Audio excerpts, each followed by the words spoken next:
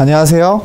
강남 에듀드림과 휴빅코리아가 주관하고 강남구와 서울세종고가 후원하는 청소년 멘토링 리더십 아카데미 제16기 두 번째 시간 김경수 멘토님과 함께 시작해 보도록 하겠습니다. 네, 안녕하세요. 개포고 손민형, 세종고 김화연, 세종고 윤정현입니다. 반갑습니다. 네, 지금부터 질문을 시작할 건데요. 네, 처음에 원래 지금 직업이 그 행정공무원이신 걸로 알고 있는데 지금 뭐 얘기 들어보면 또 오지 탐험가라고 알고 있어요. 그 사막 레이서라고 들었는데 원래 처음의 꿈은 무엇이었나요? 그 질문이 아주 바로 들어오네요. 네. 제 소개를 먼저 할게요. 네. 소개를 먼저 해야 되겠죠? 네. 저는 지금 서울 강북구청에서 근무하고 있어요. 소위 말하는 공무원이죠. 네. 그러면서 한편으로는 이제 지난 12년 가까이 지구상 곳곳에 사막을 넘나드는 조금은 독특한 경험을 하고 있어요. 그러니까 어찌 보면 서울에서는 소심한 직장인, 사막과 오지에 가면 대부분 뭔가 그렇게 좀 두 가지 인생을 살아간다고 볼 수 있죠. 아까 질문이 네. 그 과거에 예전에는 어떤 것이 꿈이었냐 뭐 그런 질문이었었죠. 네. 사실 제가 그 책에도 언급한 바가 있지만 어렸을 때는 그 007 제임스 본드 같은 그 국제적인 첩보원 뭐 그런 것도 꿈꾸었던 어린 시절이 있었어요. 또 한편으로는 제가 고등학교 2학년 때까지 그림도 그렸었기 때문에 물론 화가의 꿈도 있었고요. 그런데 청소년기에는 말이죠. 자꾸 자기의 꿈이 변하는 것 같더라고. 그걸 소위 이제 아직은 정체성이 정립되지 않았다. 뭐 그런 시기 아니겠어요? 우리 그 교과서에도 배웠겠지만 청소년기를 질풍노도의 시기라고 그러잖아요. 그렇죠. 그래서 그렇게 이제 그 자기의 정체성이 만들어지는 아주 혹독한 그런 청소년기를 보내다가 뒤늦게 철이 들어서 이제 사회에 당당한 일원으로 다시 자리매김하는데 참 쉽지 않은 삶을 살았었죠. 네. 그러면은 평범하게 직장 생활을 하시다가 그 오지 레이스를 해야겠다라고 마음 먹으신 계기 같은 게 따로 있으세요? 제가 처음 그 사막과 오지를 가겠다고 생각하고 실제로 사막을 가게 된 거는 지금부터 한 2년? 2002년 한일 월드컵이 한창이던 그 즈음에 내가 일요일날 오후에 집에서 이렇게 TV를 보고 있는데 그 다큐멘터리 영상이 잠깐 휙 지나가더라고요. TV에서. 그 사막에서 배낭을 짊어지고 팬티만 입고 그냥 마치 스파르타 전사들처럼 사막을 모래폭풍을 이렇게 가르면서 사막을 질주하는 그런 다큐를 봤는데 우리가 보통 TV를 보면은 드라마든 어떤 영상이든 대부분 잊어버리잖아요. 근데 그게 머릿속에 더 강렬하게 기억에 남는 거예요. 일주일, 한 달, 계절이 바뀌어도. 그래서 이제 이게 뭔가 인터넷을 검색해 보니까 정말 아프리카 사하라 사막에서 이렇게 전 세계의 그 사막과 오지에 넘나들고 싶어하는 매니아들이 모여서 경주를 벌이는 그런 대회가 있더라고요. 그래서 이제 내가 주변 사람들과 소통도 하면서 검사해 보니까 한국에도 나같이 이렇게 정신 나간 생각을 하는 사람들이 있더라고요. 그래서 이제 그 사람들을 모아서 거짓말처럼 사하라 사막에 가게 된 거죠. 그럼 처음에 이제 오지 탐험을 해야겠다고 이제 하셨을 때 주위 사람이나 가족분들의 만류가 되게 심했을 것 같은데 반응들이 어떠셨어요, 주위에서? 제가 그 당시에 직장 동료나 친구들한테 아니 김 팀장 내가 사하라 사막을 한번 갈까 하는데 그러면 내 말이 끝나기도 전에 정신 나간 사람이라고 미친 사람이라고 그 모래 폭풍 불고 그 위험한 정갈이 득실거린다는 사막을 못하러 가냐고 막 그런 이제 비아냥 섞인 소리까지 들었는데 그 당시에 아마 한 2,217번은 더 들었을 거예요. 그랬는데 주변 사람들의 그런 얘기는 감수할 수 있는데 사실 여러분도 나이를 먹고 결혼을 하게 되면 한 가정을 꾸리지 않습니까? 근데 배우자의 동의 없이 밖에서 무언 일을 그렇게 자신 있게 할 수 있는 일이 별로 많지가 않아요. 아내에게 얘기했죠. 여보, 나 내년 4월 달에 사하라 사막을 한번 갈까 하는데 그랬더니 아내가 펄쩍 뛰는 거예요. 아니 당신 지금 큰애가 내년이면 초등학교 올라가는데 애들 교육비가 얼마나 많이 드는데 지금 어디 그 위험하다는 사막을 가려고 하냐고. 그래서 제가 일단 이제 후퇴를 했죠. 그리고 한 달 있다가 또 얘기했어. 그랬더니 아내가 한 얘기가 아니 당신 지금 아직도 사막 얘기하냐고. 시쳇말로 이게 이빨이 안 들어가는 거야. 그래서 제가 한 5, 6개월 이상을 이제 신경전을 벌이다가 도저히 아내의 동의가 안 돼서 마지막에 편지를 썼어요. 장황한 편지 말미에 여보, 직장에서 돈을 많이 벌어오고 고위직에 있어야 훌륭한 아빠 부자 남편이냐. 녀석들에게 아빠가 뭔가 목표를 세워서 뜻을 이루었다는 그런 모습을 보여주는 것도 훌륭한 아빠의 모습 아니겠느냐. 그렇게 이제 편지를 쓰고 딱 출근을 했죠. 그랬더니 이틀인가 후에 아내가 저에게 그 봉다리 하나 딱 주는 거예요. 그게 뭐냐면 사막을 가려면 꼭 필요한 장비가 있는데 많은 종류가 있죠. 그 중에서 그 모래 폭풍을 가릴 수 있는 방풍 자켓이라는 게 필요한데 그때만 해도 10만 원이 넘는 가격이었는데 그걸 나한테 탁 던져주는 거예요. 그래서 이제 무언의 동의를 얻어서 그 사막 레이스를 시작을 했죠. 그런데 말이죠. 2010년도쯤 됐을 거예요. 제가 그 인도 뮤나 남서부 쪽의 뮤나의 정글을 가려고 이제 연초였었어요. 아내에게 또 허락을 받아야 되니까. 그랬더니 집사람이 당신이 그때 2003년도에 그렇게 가겠다고 진짜 한 번만 하고 안 갈 줄 알았대요. 근데 이렇게 계속 갈 줄은 몰랐다고. 이렇게 계속 갈 줄 알았으면 정말 그때 가란 말 안 했을 건데 지금 후회스럽다고 얘기를 하더라고요.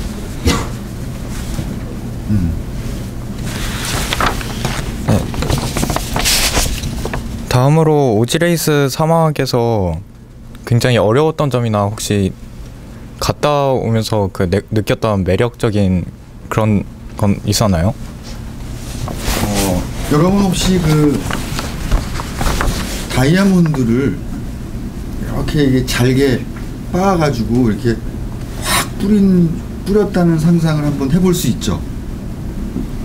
사막의 밤을 보면 마치 정말 그 밤하늘의 은하수 별빛들이 쏟아지는 것처럼 바로 눈앞에서 이렇게 장관을 펼쳐지는데 그 모습은 정말 늘 잊을 수 없는 상황인 거죠.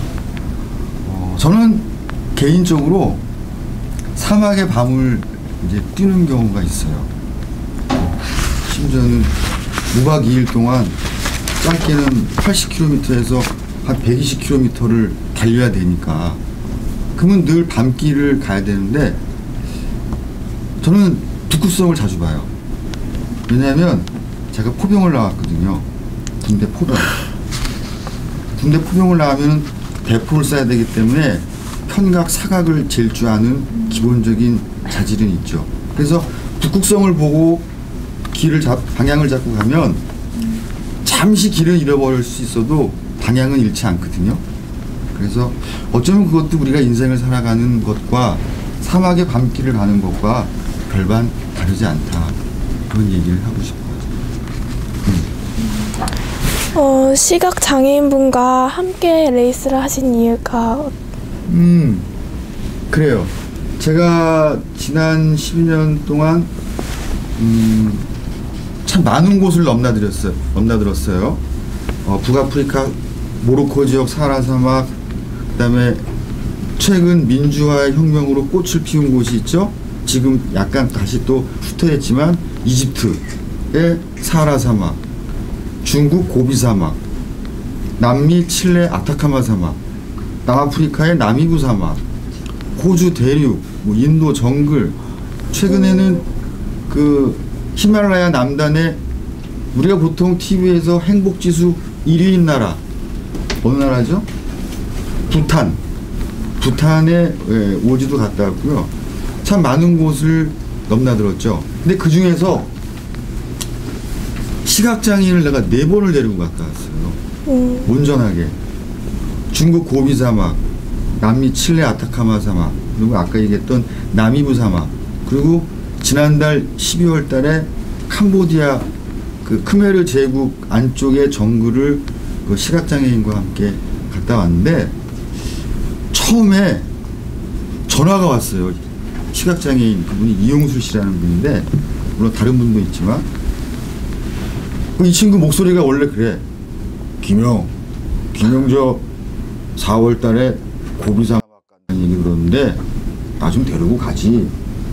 그래서 난 얼떨결에 그냥 그래 같이 가지 뭐 라고 대답을 했는데, 이게 혼자서 정상인도 완주하기 힘든 그런 오지를 누군가를 온전하게 책임지고 보호하는 역할을 한다는 게 여간 힘든 일이 아니거든요.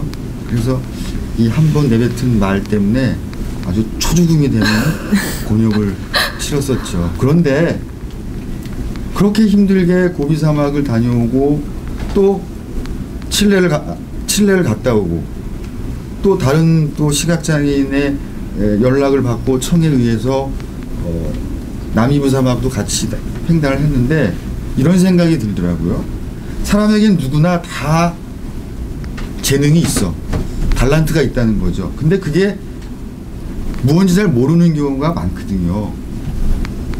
처음 내가 고비 사막을 시각장애인의 손을 잡고 정말 죽을 고비와 사선을 넘나들면서 완주하고 그와 함께 피니시 라인을 통과했죠.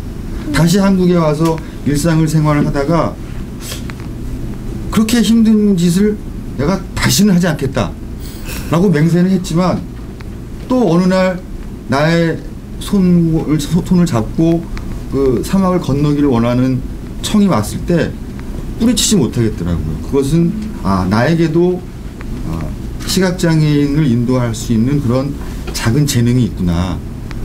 그것을 나에게 재능이 있다면 공유하고 같이 나누어 갖는 것이 우리가 이 사회를 살아가는 사람의 일원으로서 역할이 아닌가, 그런 생각을 하게 됩니다. 그러면 사막 레이스를 하기 위한 준비 과정을 설명해 줄 수 있나요? 참 질문을 참 준비 많이 해주셨네요. 내가 처음 사막 오지 레이스를 처음 가려고 할 때는요, 그때가 2002년도쯤이라고 그랬잖아요. 그때만 해도 한국에 사막 오지 레이스라는 뭐 그런 개념조차 없었던 때였었어요. 그런데 그런 대회에 출전을 하려면 그 사막과 오지라는 극한 상황에서는 때로는 자신의 목숨을 담보로 할 정도의 위험한 코스도 있거든요. 그래서 경기를 운영하는 운영진에서 이 대회에 출전하려면 반드시 갖춰야 할 기본 장비가 여러 가지가 있어요. 예를 들면 아까 우리 아내가 사줬다는 방풍 자켓, 그것도 필수 장비고요. 그리고 그 배낭, 침낭, 뭐 그 이외에 기본적인 옷, 의류는 물론이고 하루에 2000칼로리 이상의 열량이 포함된 식량, 하루에 2000칼로리를 일단 그 열량을 소모하기 때문에 반드시 갖춰야 되는데 7일치의 식량을 준비한다고 생각해 보세요. 그걸 짊어지고 달리는 거야. 얼마나 무겁겠습니까? 필수 장비만 해도 한 2, 30가지가 되죠. 근데 그 이외에 필수 장비는 아니라 하더라도 이런 극한의 상황에서 고립된 오지에서 내 스스로가 살아남기 위해서 나만의 필요한 선택 장비 같은 것도 있겠죠. 예를 들면 물집이 생겼어. 그럼 서양 사람들은 의료진의 도움을 받아갖고 물집을 치료하겠죠. 근데 한국 사람들은 전통 요법 아시죠? 실과 바늘을 이렇게 물집에 떠서 물질을 빼내는 거. 그런 것들은 필수 장비는 아니지만 내가 꼭 지녀야 될 장비인 거죠. 또 7일 동안 오지에서 생활하려면 내가 평소에 또 즐겨 먹는 음식이 있잖아. 꼭 2000칼로리에 포함되지 않는다 하더라도 내가 평소에 프린커피를 아침에 꼭 먹어야 된다면 그것도 준비해 가야 되는 것이고 참 많은 장비가 필요한데 처음에는 어떤 장비가 어떻게 필요한지 몰라. 그래서 외국 선수들의 사진을 다운받아 가지고요, 사진을 확대해서 신발이 어떤 브랜드인지 또 옷은 어떤 브랜드인지, 뭐 배낭은 그냥 우리가 막연하게 뒷산 올라갈 때 매는 배낭인지 아니면 다른 뭔가에 특별한 기능이 있는지 그런 것들을 다 하나하나 체크하고 알아보고 비교하면서 그때는 그 시절에 그렇게 어렵게 준비를 했는데 지금은 이제 세월이 변해서 그런 것들을 이제 항상 공유하고 정보를 나눠 가지니까 지금 이제 후배들이 가는 사람들은 수월하게 나름대로 준비할 수가 있는 거죠. 그러면 시각 장애인들과 함께 사막 레이스를 하면서 가장 어려웠던 점이 어떤 거? 고비마다 다 어려웠죠. 근데 그 중에서 우리가 일상을 살아갈 때도 항상 선택의 문제에 직면하죠. 여러분들도 여기 지금 이 자리에 온 것도 어쩌면 선택의 문제야. 내가 학원을 갈 것인가, 아니면 친구들이랑 영화를 볼 것인가. 근데 여러분은 지금 이 자리에 왔지 않습니까? 근데 사막도 마찬가지예요. 하나하나 길목마다 내가 일로 갈까 절로 갈까 선택의 문제인데, 아까 내가 이용수 씨의 전화를 받고 그와 함께 동행하겠다고 한 것도 선택의 문제인 것이죠. 제가 2005년 중국 고비 사막과 투르판 분지를 밤 12시, 그러니까 그날 낮부터 하루 종일 달리고 밤 12시가 됐어요. 제가 아까 사막의 밤길에서는 북극성을 본다고 그랬잖아요. 근데 그날따라 모래 폭풍이 막 부는 거야. 근데 보통 생각해도 정상인이 일반적으로 혼자 뛰는 속도와 시각장애의 손을 잡고 달리는 거는 게임이 안 되죠. 항상 처질 수밖에 없어. 그래서 좋은 길이 나오면 용술 씨한테 그러죠. 이 형, 여기 좋은 길 나왔으니까 뛸 거야 라고 얘기하면서 일단은 뛰죠. 근데 그날 밤에도 밤 12시이긴 하지만 길이 좋아 보이는 거예요. 그래서 이 형, 비록 모래 폭풍이 불지만 일단 뛰자. 저기 앞 선수의 그 깜빡이 있죠. 여러분 아시겠지만 깜빡이는 자신을 위한 것이 아니고 자기를 쫓아오는 뒷사람에 대한 배려인 것이죠. 저 깜빡이와의 거리를 최대한 좁혀야겠다라고 얘기하면서 거의 1시간을 넘게 달렸어요. 손을 잡고. 근데 거리가 안 좁혀지는 거야. 그 순간 뭐가 잘못됐구나. 그 깜빡이는 앞선 선수의 깜빡이가 아니고요. 그 광활한 투르판 분지, 중국 고비 사막과 연접되어 있는 큰 분지가 있는데 거기에 석유가 많이 나와요. 유전지대에 꽂혀 있는 불기둥을 앞선 선수의 깜빡이로 잘못 알고 엉뚱한 방향으로 1시간 넘게 간 거죠. 제가 어떻게 했을까요? 용술 씨를 안전한 데 딱 놓고 제가 무릎 꿇고 기도했어요. 하나님, 저의 발길을 당신 뜻대로 내딛게 해주십시오. 그럼 어떻게 했을까요? 제가 두더지처럼 깍지를 끼고 포복을 했어요. 코를 모래에 박고. 왜 그랬냐면 도저히 이 상황은 내가 아무리 참고 견딘다는 인내의 한계를 넘어선 거죠. 그래서 앞선 선수의 족적을 찾기 위해서 한 200~300m를 포복을 했는데 정말 기적처럼 앞선 선수들의 족적이 딱 만난 거죠. 그래서 이제 그런 고비를 넘긴 적도 있었고요. 그 고비를 넘기니까 더 기가 막힌 코스가 나오는 거예요. 우리가 보통 능선을 간다 하면은 산에 그 능선을 이렇게 넘어가지 않습니까? 그 투판 분지의 능선을 넘어갔는데 그 능선 다음에 어떤 코스가 나왔냐면 산이 이렇게 있으면은 산 허리를 짝대기로 이렇게 쳐놓고 그 거기를 넘어가라는 거예요. 그래서 나는 이제 시각장애인의 손을 한 손을 잡고 한 손을 흙벽을 잡고 개처럼 옆으로 이제 그 구간으로 들어갔죠. 아래는 천길 낭떠러지죠. 뒤를 돌아보니까 정상인이 선수도 그 구간을 도저히 통과를 못하겠다고 기부업하는 사람이 수십 명이었으니까. 그래서 까치발로 가는데 너무 내가 그 손목에 힘을 주니까 아무리 앞이 안 보이는 시각장애인이라도 느끼는 감이 있지 않겠습니까? 갑자기 이 시각장애인이 그러는 거예요. 김영, 왜 굴러떨어지는 흙이 안 멈추는 거지? 아, 시각장애인은 청각이 발달되어 있는 거예요. 그래서 자기가 발로 디디면서 굴러떨어지는 흙들이 구르다가 딱 멈추면 그 타이밍을 가지고 그 깊이를 가늠하는데 흙이 안 멈추는 거라.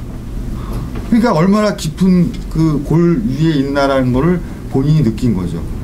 그때 만약에 내가 똑같이 긴장했다면 어쩌면 둘 다 몸이 굳어가지고 떨어졌을지도 모르죠. 생각해 보세요. 만약에 내가 실수로 떨어지면 이 앞이 안 보이는 시각장애인은 100% 죽죠. 만약에 이 사람이 실수로 발을 헛디어 떨어지면 내가 어떻게 혼자 한국에 올 수 있겠습니까? 내가 그때 그랬죠. 아, 이 형 괜찮아. 여기 별거 아닌데. 아, 이 형이 긴장해서 그러는 거야. 아, 조금만 더 가면 돼. 라고 이제 너스레를 떨면서 그 구간을 통과한 적도 있었죠. 더 얘기할까요? 너무 많아. 근데 그만할게요. 그러면 무한도전 무한도전의 최장거리 자급자족 호주 레이스에 대해서 좀 설명해 줄 수 있으시나요? 아, 제가 2010년도에 호주 그 앨리스 스프링스에서 호주의 정중앙 울룰루 에어즈락이라고 하죠. 그 거대한 호주 대륙의 정중앙에 있는 하나의 돌이에요. 에어즈락이라는 것이. 근데 지구상에서 단일의 돌로서는 가장 큰 돌이죠. 거기까지 8박 10일 동안 530km의 거리를 이 경기도 자기가 먹을 식량과 장비를 짊어지고 달리는 경기인데 이제까지 이 경기보다 더 긴 대회는 없었어요. 전 세계에서 24명의 이제 매니아라고 해야 되나?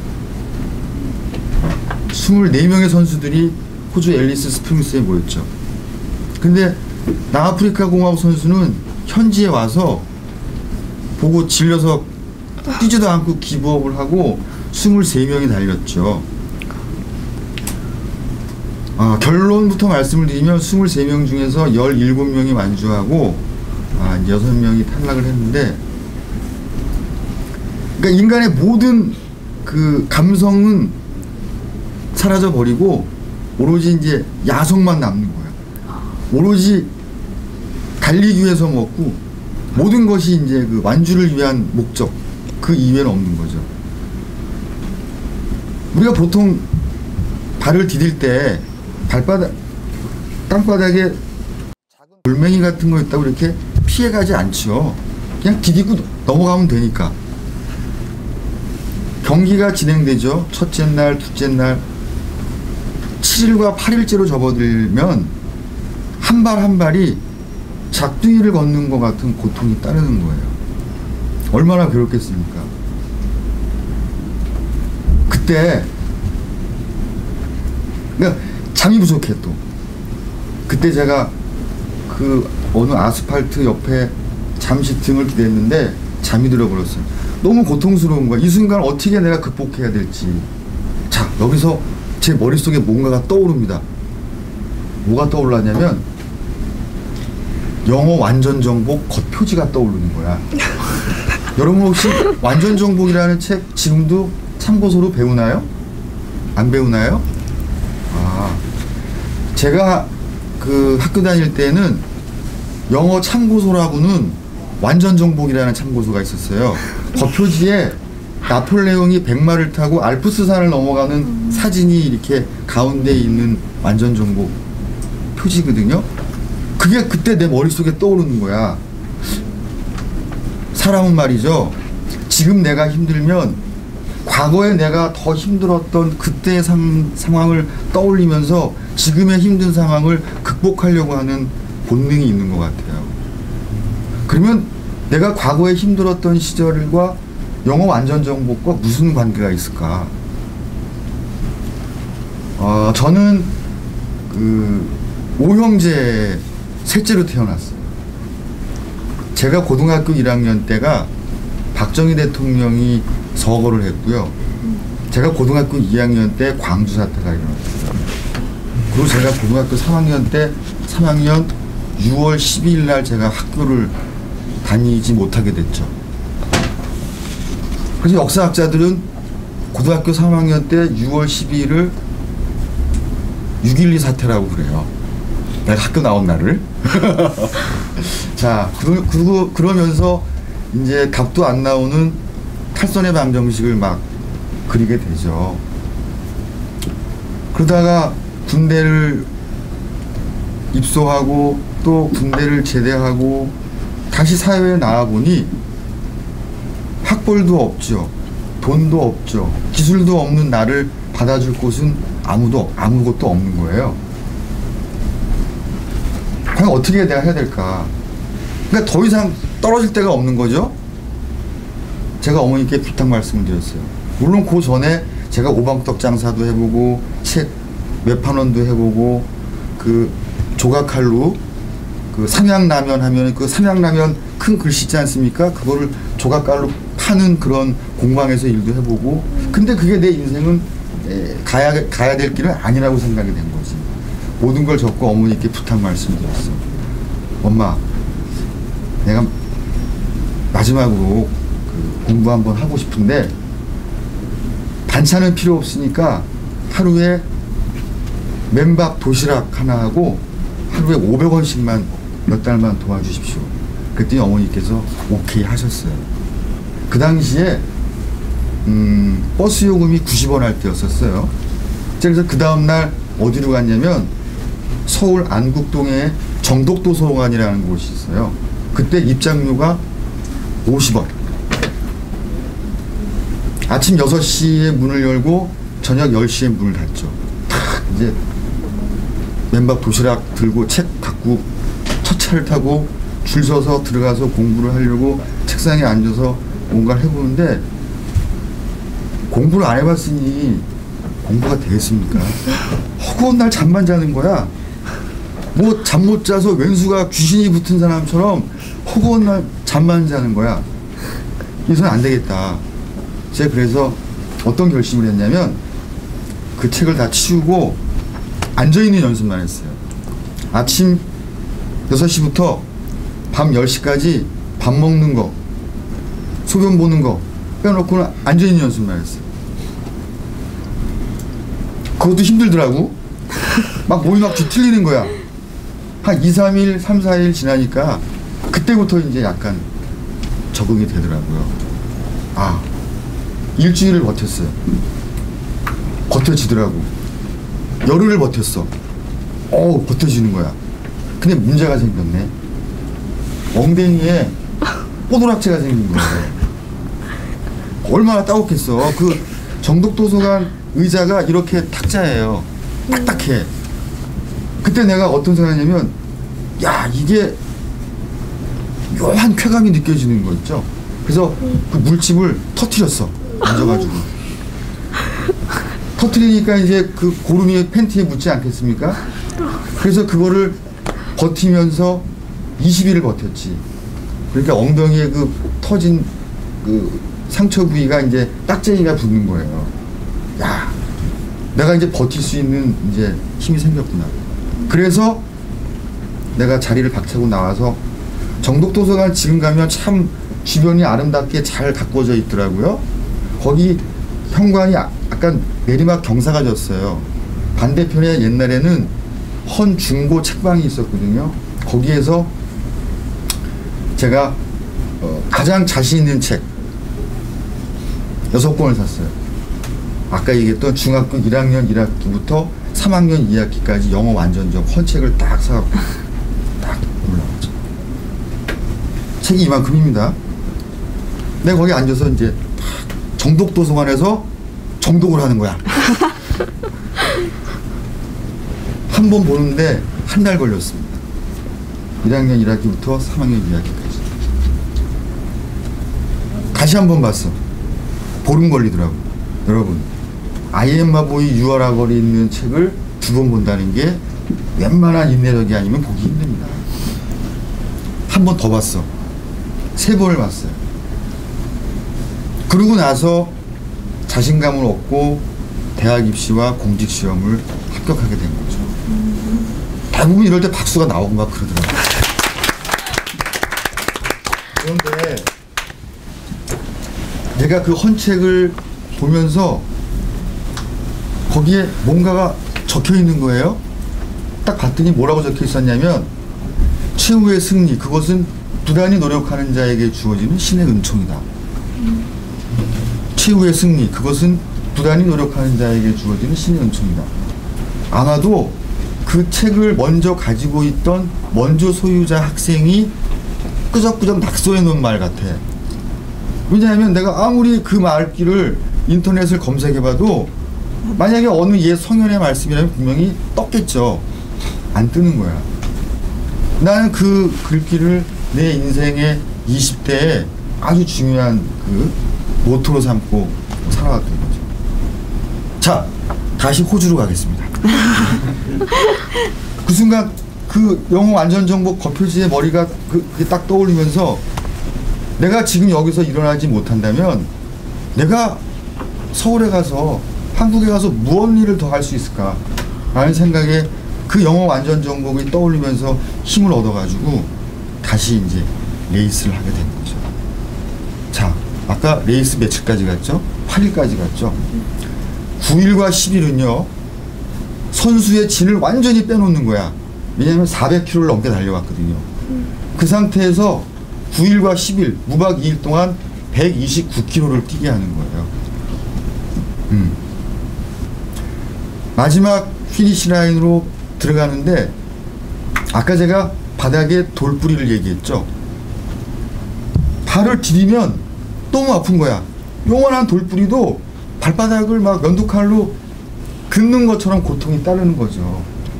그러니까 막 널뛰듯이 가는 거야. 왜? 디디면 아프니까. 조금 좋은 길로 가려고. 심지어 어떤 선수들은 말이죠, 운영진한테 막 컴플레인 하는 거야. 왜 이렇게 길을 험하게 만들고 힘들게 만들었냐고. 내가 돌아온 길을 되돌아보니까 이 지렁이가 기어온 것처럼 가관인 거야. 근데 그때 제 머릿속에 뭔가 울림이 오는 거 있죠. 경수야, 그래도 정도를 가라. 그 발디딤 조금 아프다고 피해간다고 덜 아픈 것도 아니고, 돌아가면 너 인생만 힘들어진다. 정도를 가라. 그런 메시지의 울림이 오더라고요. 그래서 그 힘겨웠던 8박 10일에 530km 레이스를 완주할 수 있었던 것이죠.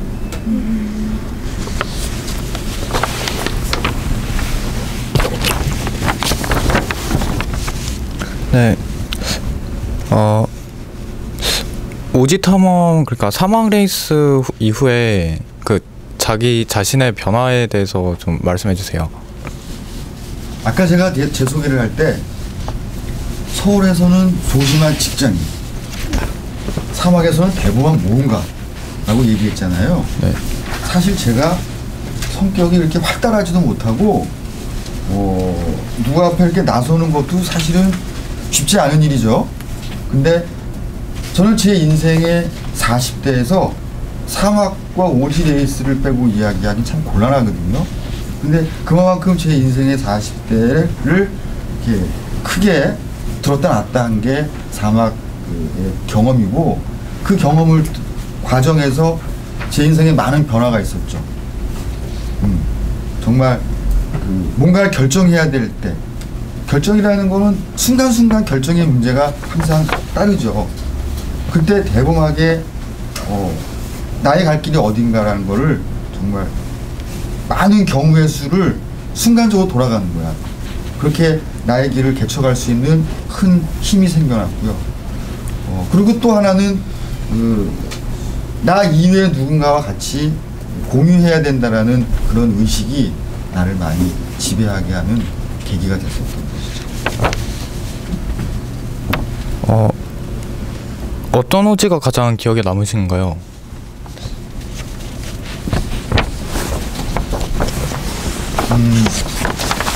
많은 경기 하나하나가 쉬운 경기는 없었어요. 그런데 가장 최근에 갔다 온 얘기를 해드릴게요.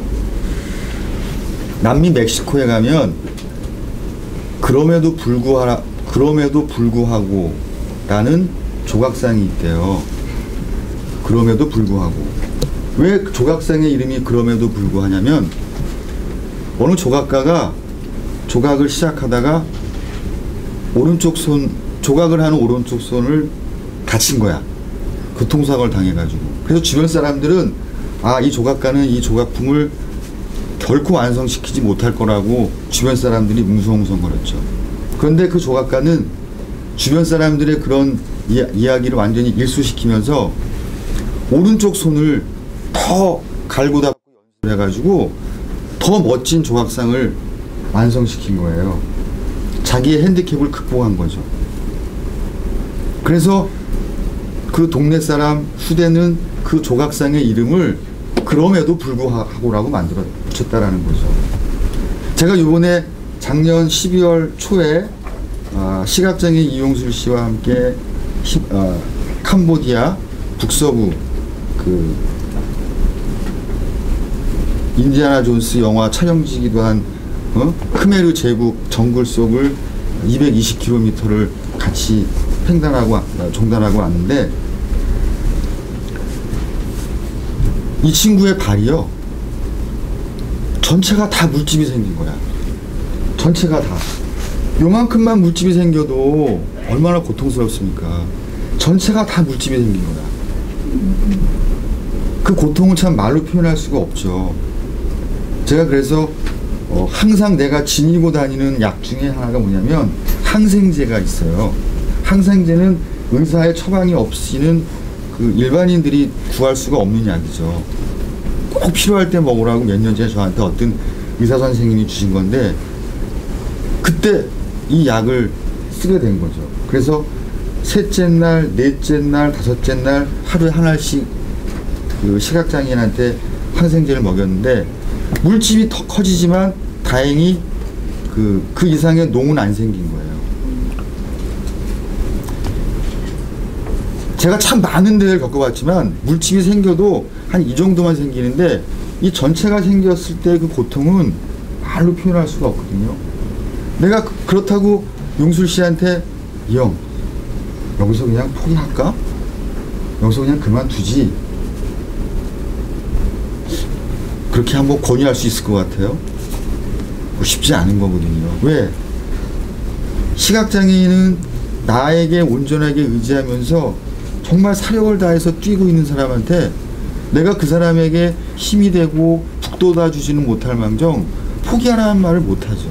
근데 지켜보는 나는 그 물집이 터지면서 그 만신창이가 되는 발을 보고 너무 가슴이 아파서 괴롭지만 그 갈등 속에서 5박 6일을 보내고 완주를 했단 말이죠. 저는 그래서 그 고통을 겪어내면서 그럼에도 불구하고 이용수 씨는 완주를 했다. 나는 그 친구에게 정말 큰 박수를 보내고 싶은 거죠. 그러면은 그렇게 힘든 오지 레이스 이제 하시면서 그리고 이제 하고 한국으로 오면서 어떤 생각을 가장 많이 드세요, 그러면? 저는 전문 오지 레이서도 아니고요. 아까도 말씀드렸지만 직장인이잖아요. 그래서 내가 얼른 한국에 가면 빨리 나의 모습을 바로 잡아야 되겠구나. 또 일상의 모습으로 빨리 적응해야 되겠구나. 그런 생각을 하죠.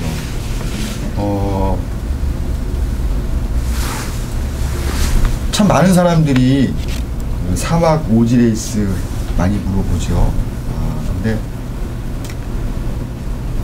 제가 오늘 여러 가지 말씀을 드렸듯이 사막 오지 레이스는 뭐 올림픽 경기처럼 무슨 정해진 룰이 있는 건 아니고요. 다만 대체로 아까 서두에 말씀을 안 드렸지만은 보통 한 그 6박 7일 정도 기간 동안에 짧게는 220km에서 길게는 뭐 270, 80km, 뭐 500km까지 있는데 물론 이 경기가 뭐 올림픽 경기처럼 막 전 국민을 열광시키지도 않습니다. 그렇죠. 잘 모르잖아요. 그리고 올림픽 경기처럼 뭐 방송과 뭐 미디어에서 관심을 갖는 것도 아니에요. 하지만 그리고 또 이 완주를 하잖아요. 메달이 쇳덩어리예요. 목이 축 늘어져.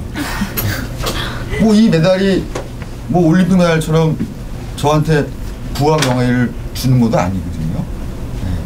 근데 저는 이제까지 달려서 여기까지 왔듯이 앞으로도 내 두 다리가 성하는 한 이 레이스는 계속될 거다. 그런 말씀을 드리고 싶습니다.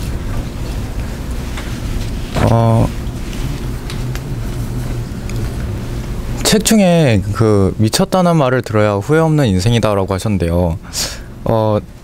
작가님은 지금 후회 없는 인생을 사시고 계신지? 아주 좋은 질문을 했어요. 제가 미쳤다는 말을 들어야 후회 없는 인생이다라는 책을 쓴 이유는 이 책을 읽어본 사람은 알 거예요. 다만 겉으로 보기에는 이 책의 그 소스가 사막에 관한 이야기, 오지에 관한 이야기, 김경수가 달리는 이야기이지만 제가 이 책을 읽는 독자들에게 이 책을 읽고 사막을 달리라고 사막으로 가라고 이 책을 쓴 건 아니에요. 더 큰 의미는 여러분은 지금 비록 고등학생의 삶까지 살아왔지만 여러분 각자에게도 내재되어 있는 뭔가 열망이 있죠. 현실적인 문제, 지금 공부를 해야 되고 그 성적을 가지고 대학을 가야 되기 때문에 현실적인 문제가 있지만 가슴속에 열망이 있을 거야. 뭐가 있을까요?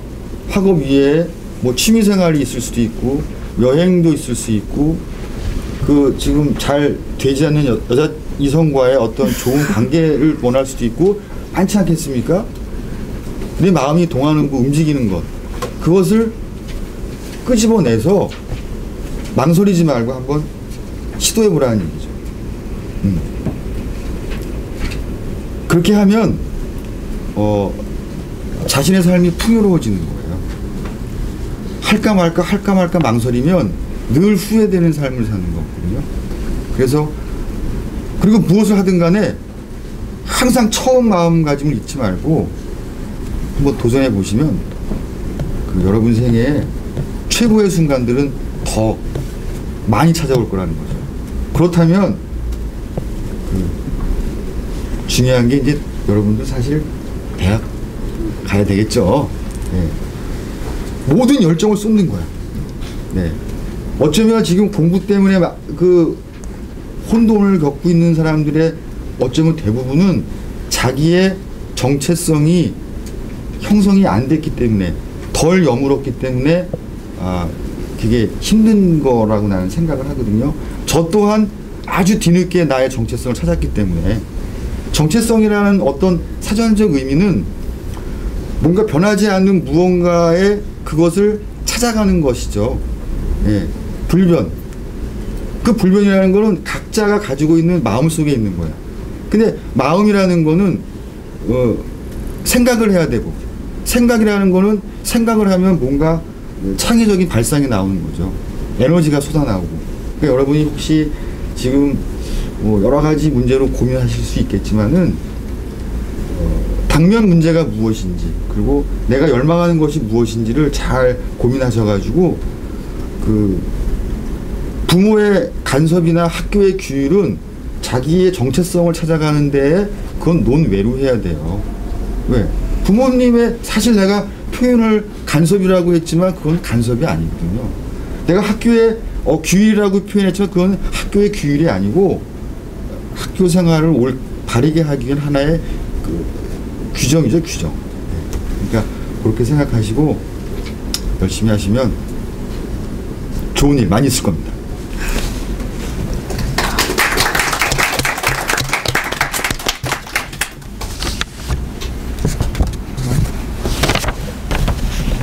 네, 이제 마지막 질문을 할 건데요. 어렵고 힘든 사막 레이스와 오진 레이스를 계속 다시 가게 되시는 이유가 무엇인가요? 그 질문을 좀 진지하게 해주시죠. 네, 이건 이제 마무리지만 어차피 나는 이제 직장인 공무원이면서 또 모험가로서 같이 양립된 입장에서 왔기 때문에 그 부분 말씀드릴게요. 먼저 내가 무언가를 하고 싶은 일이 있잖아요. 뭐 저처럼 사막과 오지 도전을 하든가 아니면 그 위에 무엇을 하든 간에 사회인이라면 자기 직업이 있어야 돼요. 내가 만약에 직장도 없이 주변만 맴돌면서 하루하루 살기 힘든 사람이라면 제가 과연 사막을 갈 수 있었을까요? 못 가죠. 그러니까 지금 성장하는 과정도 어쩌면 사회의 일원으로서 번듯한 자기의 자리를 잡기 위한 과정이라고 생각하시고요. 그렇게 정리를 하고, 제가 사막과 오지 레이스를 멈추지 않는 이유는요, 처음에는 호기심과 열정 때문에 갔어요. 근데 그 호기심과 열정이 레이스가 시작됩니다. 아까 제가 여러 가지 사례를 말씀드렸듯이 시작됩니다. 첫 대에 발을 디디고 하루 이틀. 근데 그 속에는 말이죠, 우리가 일상에서 짧게는 2년, 3년, 아니면 길게 5년, 10년 동안 우리가 사람과 부대끼면서 겪을 수 있는 희노애락이 담겨 있다는 거죠. 내가 좋은 사람만 만나서 좋은 일들만 가득하면 더없이 좋지만 그건 나의 바람일 뿐인 거죠. 내가 밤길을 가다가 누군가에게 강도를 만날 수도 있는 거고요. 내가 누군가에게 돈을 빌렸는데 돈을 받지도 못하는 경우도 있을 거고, 많은 좋은 일과 나쁜 일, 선과 악이 항상 이 사회는 공존하지 않습니까? 그런 일련의 어떤 희노애락이 그 짧은 기간 내에 담겨 있었던 것이죠. 그래서 한두 해를 갔다 오면 나의 성숙된 모습을 다시 한번 발견하게 되고, 또 회차가 계속될수록 그것이 나의 삶을 풍요롭게 하는 자양분이 됐던 것 같아요. 그래서 어쩌면 이 레이스를 멈추지 못하는 것 같습니다. 네, 감사합니다.